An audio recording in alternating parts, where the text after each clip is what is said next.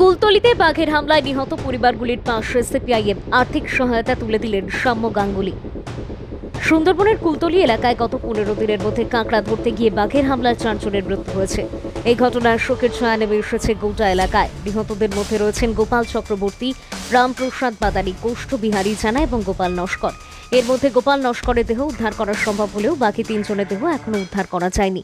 শনিবার নিহত পরিবারগুলির পাশে দাঁড়াতে তাদের বাড়িতে যান প্রাক্তন সুন্দরবন উন্নয়ন মন্ত্রী কান্তি গাঙ্গুলি, কুলতলির প্রাক্তন বিধায়ক রাম শঙ্কর হালদার এবং সিপিআইএম নেতা সাম্য গাঙ্গুলি। তারা নিহতদের পরিবারের হাতে আর্থিক সহায়তা, 1 মাসের খাদ্য সামগ্রী ও চাল তুলে দেন।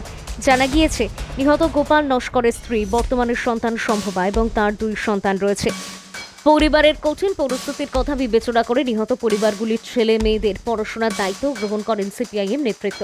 এই উদ্যোগকে স্বাগত জানিয়েছেন স্থানীয় বাসিন্দারা। তাদের বক্তব্য, দুঃসময়ে রাজনৈতিক মতাদর্শের ঊর্ধ্বে উঠে অসহায় পরিবারগুলির পাশে দাঁড়ানো অত্যন্ত মানবিক পদক্ষেপ। এলাকাবাসী সহযোগিতার জন্য সংশ্লিষ্ট নেতাদের প্রতি কৃতজ্ঞতা প্রকাশ করেছেন। Bureau report, DN news Bangla.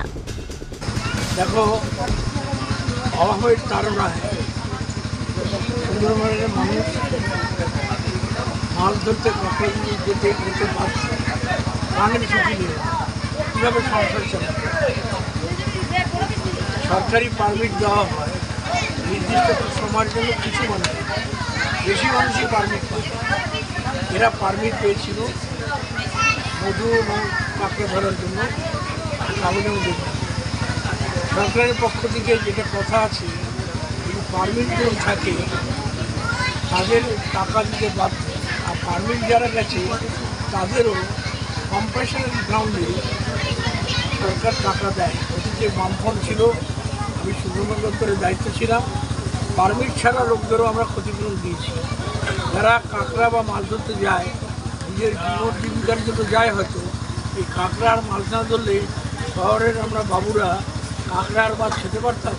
আর এই কাঁকড়া চিংড়ি যা বলো। কুলতলির দেউলবাড়ি মইপিট অঞ্চল থেকে 4 জন বাঘের আক্রমণে নিহত হয়। 2 জনের দেহ পাওয়া যায়, 2 জনের দেহ পাওয়া যায় না। পরিবারগুলো অসহায়, তারা বাধ্য হয় জঙ্গলে যেতে কাঁকড়া ধরতে, মধু সংগ্রহ করতে। আজকে আমরা পার্টির পক্ষ থেকে এবং পশ্চিমবঙ্গ রাজ্য প্রতিবন্ধী শ্রমিক পক্ষ থেকে তাদের কাছে গিয়েছিলাম। আমাদের সঙ্গে ছিলেন প্রাক্তন মন্ত্রী কান্তি গাঙ্গুলি, আমাদের প্রাক্তন এমএলএ রামশঙ্কর হালদার, উদয় হালদার আছেন আমাদের সঙ্গে এখানকার দায়িত্বে, উদয় মণ্ডল আমাদের সাথে আছেন। আমরা চাই পরিবারগুলো যাতে সরকারের পক্ষ থেকে সঠিক কম্পেনসেশন পায়, সরকারের যা যা করণীয় সরকার গুরুত্ব সহকারে দেখে, এটাই অনুরোধ। মানুষ